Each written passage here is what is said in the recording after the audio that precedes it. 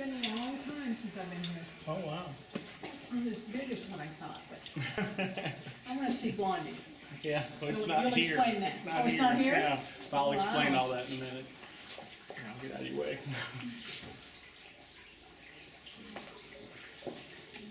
Yeah, if everybody, when you come in, let's all just kind of go over there, and that way I give everybody room to see everything here.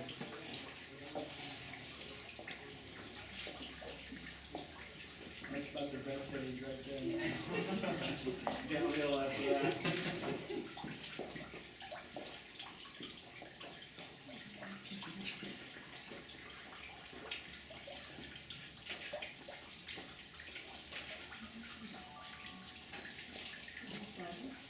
It is, yeah.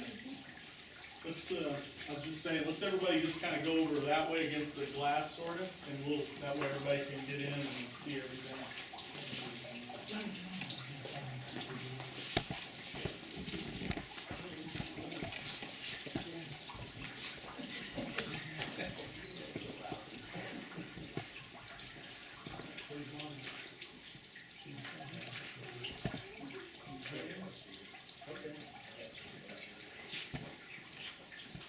There's more people coming? Oh, okay. Yeah, well, Lord bless y'all, and, what we'll do is we'll just go around, I'll explain all the things in here, and then if you have any questions, you let me know later, and I'll try to explain it to you. You can take all the pictures you want, it's usually better to wait till after I get done explaining everything, that way you have a chance to hear everything. Invariably, people are taking pictures and later on, hey, what about this? And I kind of missed it as they were videoing and everything. But anyhow, I heard Brother Green there giving you the lowdown on how everything went, so you're versed on that. Essentially, when Brother Branham built this, he had an idea in his mind how he wanted it and have the brothers come build it for him. And he was up here during the day and worked on the place. That was at the time when they were living in an apartment down on Park Avenue, about 3 or 4 miles from here. And everything was just done. He put everything in here just like you see it. And that's when they left to go to Jeffersonville for the Christmas vacation. That's when the accident took place. And so subsequently, he never spent a night here at the house. Sister Branham lived here after she recovered from the accident. She lived here until she went to be with the Lord in 1981. My parents, George and Rebecca Smith, they lived here till 1998. And now me and my wife and boy, we live here. And so that's kind of how it all worked out. This area here, this was to be Brother Branham's study. This desk and chair are the only things in here that aren't original. Well, that couch, we had to replace that couch eventually, but there was never a desk and chair in here. Uncle Billy Paul put this in here because he uses this as a study when he's here in the winter time. But anyways, that's what this little spot here was to be. That picture there also wasn't here then. That wasn't painted until the 80s sometime. That's if you've all seen, if anybody's ever seen that picture before, that's the original of those pictures. That's the original of those York paintings, if you've ever seen it there in the corner. These are mule deer bucks from Colorado, and that was Brother Branham's kind of his big hunting trip every year was to go deer hunting in Colorado.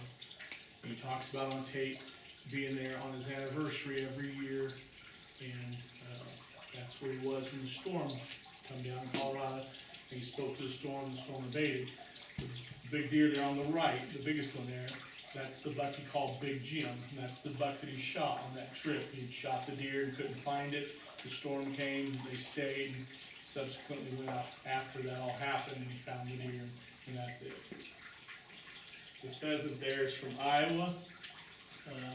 He bought that mounted at a taxidermy shop there in Iowa with Brother Gene Norman. That's where he was when he told Brother Gene to shake the dust off his sweet and leave and not come back. And that's what I think of. The javelina there above the door, if you've not seen them before, those are javelina, and they're indigenous to the southwest here. They run around in groups of like 3 to up to 30 or 40. And Brother Branham was very fond of taking out javelina hunting. and those are 3 of the ones that he shot out there. Yeah, if you haven't seen one, they're really not that ferocious. They're kind of ferocious with their mouth open, but they're not quite that ferocious. The fish there, these are rainbow trout in the Salmon River in Idaho, and the one on the top was the world record that Brother Branham caught in 1956. He talks about it on tape, a couple different places. And he talks about it when he talks about Marilyn Monroe, the movie actress, and the movie The River of No Return, and that was where he caught the fish, was the River of No Return. Salmon River. That's another mule deer buck. The white animal with the black horns, that's a Rocky Mountain goat from British Columbia. And that was Brother Branham's first kind of far-off hunting trip in 1950, when he preached the series of meetings there in Grand Prairie, Alberta, and Prince Albert and all that in 1948. That's when he met the Indian named Chris Bird, and he befriended him and invited him to come hunting. Brother Branham went in the fall of 1950 and shot that goat, and that was his first far-off adventure hunting trip, that mountain goat. In the corner, that's a stone sheep that he killed with Brother Bud Southwick there on the Alaska Highway in British Columbia. That's the only sheep he ever killed. There's 4 species here in the States and North America, and that's the only one he ever killed. Next to it is an antelope from Wyoming. Lots of those trips when Brother Branham would go to Colorado deer hunting, they would swing through Wyoming and go antelope hunting also, and that's one of the several that he killed. And then the big fellow there, that is the caribou Brother Branham had the vision of that he shot in British Columbia there with Brother Bud. And if you all go back and listen to the tape there, I can't think of the name of it, where he first tells the experience at the tabernacle and relates the whole thing, the vision to the people there. He talks about seeing himself, shooting it and then dressing it and one thing and another, and then they go up and measure the horns. And that measurement, the 42-inch measurement that he talks about, there's a series of measurements you do, but the 42-inch measurement is the length of the main beams, essentially the trunk of the antler. You start down here at the bottom, right at the base, right there, and you measure around the curve to this tip on both sides. And when you do that, you use a 1/4-inch steel tape measure, and you go along, and because the horn's curved, you pivot it as you go. And it's easier to do with 2 people. And in the vision, he's seen the boy's hand help him hold the tape measure as they went and measured it. Come to the end, read 42 inches, he told the people, and that ended up being Blaine Southwick. So that's him, still measures 42 inches today.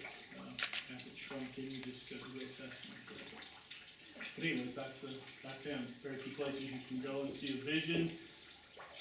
Actually, none that I'm aware of right off the top of my head right now. This is one of them. So, yeah. These are elk here with the rifles on them. That's an elk mounted above the chair there. These guns here, all the guns in here, everything in here, is Brother Branham's. Most of them, the majority probably, were gifts from people that, they loved him and they knew that he liked hunting and shooting. And so they did what I would have done, they bought him a gun. And most of them don't have a big story behind them where they would mean something to you, because he doesn't talk about them individually. There's 2 guns that Brother Branham owned that we don't have here. One of them is Blondie, okay? Blondie was a Remington 721, identical to this gun here. He had 2 of them, pretty much the same. And my Uncle Joseph has Blondie. It's in a display case there in Jeffersonville. If you're over there, you can see it.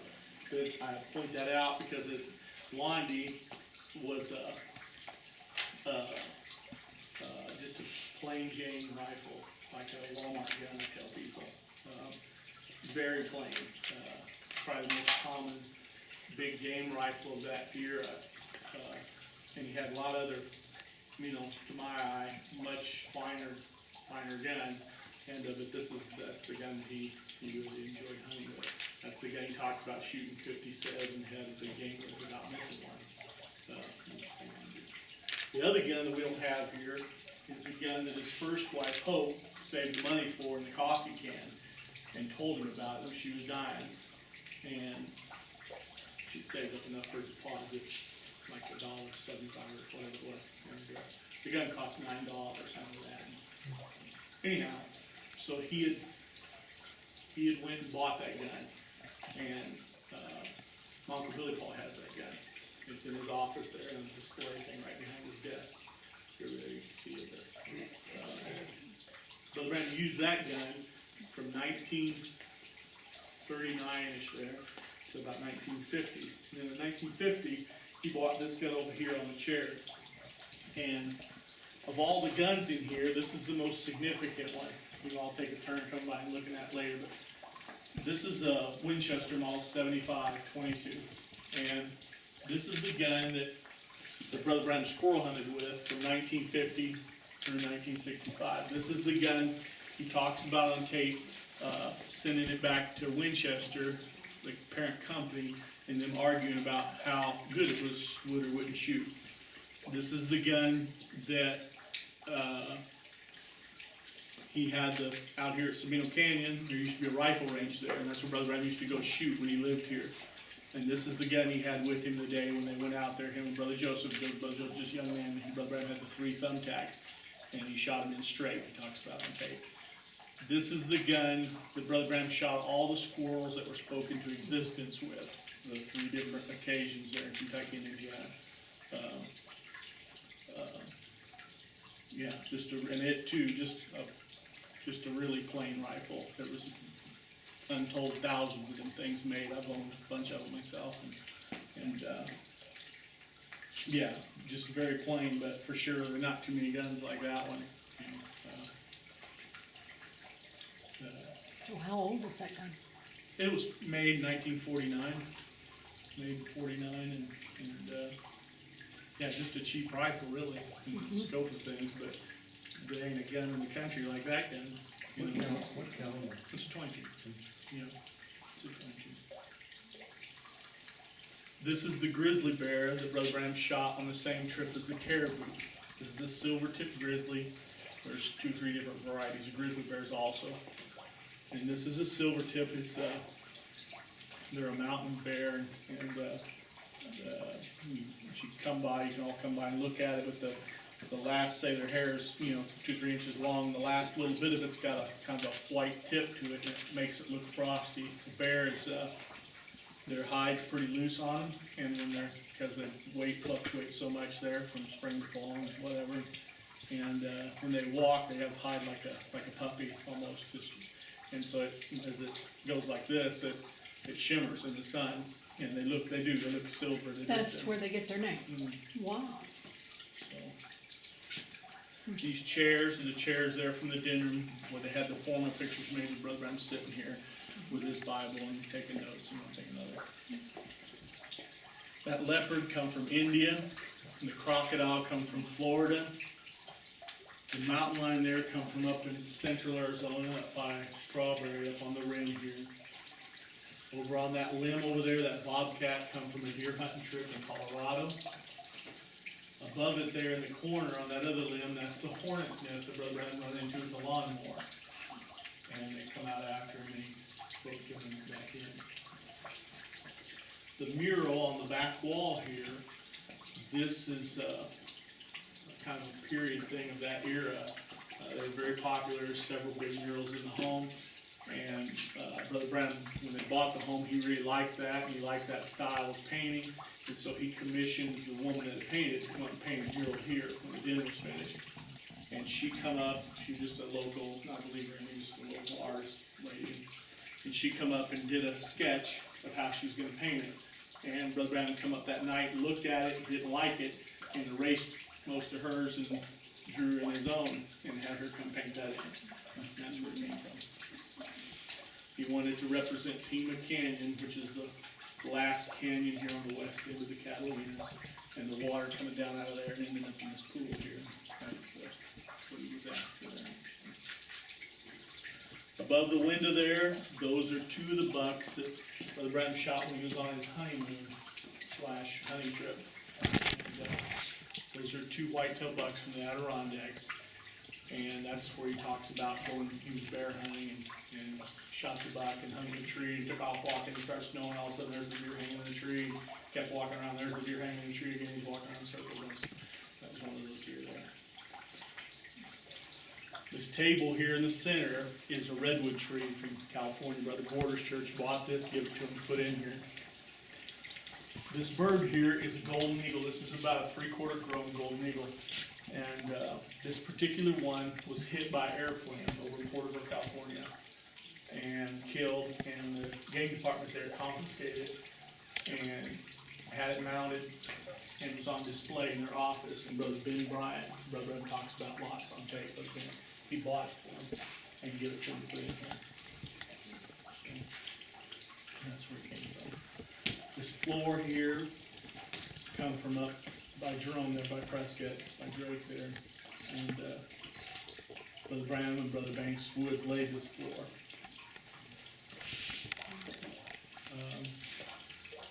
Over here at this pistol cabinet here, these are Brother Branham's handguns also. As y'all get a chance, you can come by and look. And most of them, like the rifles, don't have a big story. Really the only one that would be significant to you is up here in the top corner of this case. It's got white grips on it. This is a high standard B model 22 automatic. And it's a gun that Brother Branham bought himself as a young man, and this is what he carried with him when he walked the power lines for Indiana Public Service Company. And he talks about on tape, shooting rabbits and squirrels and that for people that were on his route. He'd give them for something to eat. This is the gun when he parked the service truck on the side of the road and went to cross the field to go pray for the man, and the bull was there. And he said on tape the first thing he did was reach for his gun, but he left it to see the truck, and that's this guy. This is Brother Branham's Bible. He had lots of Bibles. People would give him Bibles as gifts and whatever, but he had 3 that he used over the course of the ministry. Brother Billy Paul has one, Brother Joseph has one, I have this one. This is his earliest Bible. This is the Bible that he left on the pulpit at the tabernacle when the flood came through the tabernacle and rose up to the ceiling, settled back down, never got wet. So, yeah. A lot of other little things here, mementos and things that Brother Branham collected or something. Y'all feel free to just look around. If you have any big questions, you let me know, and we'll fill in blanks for you.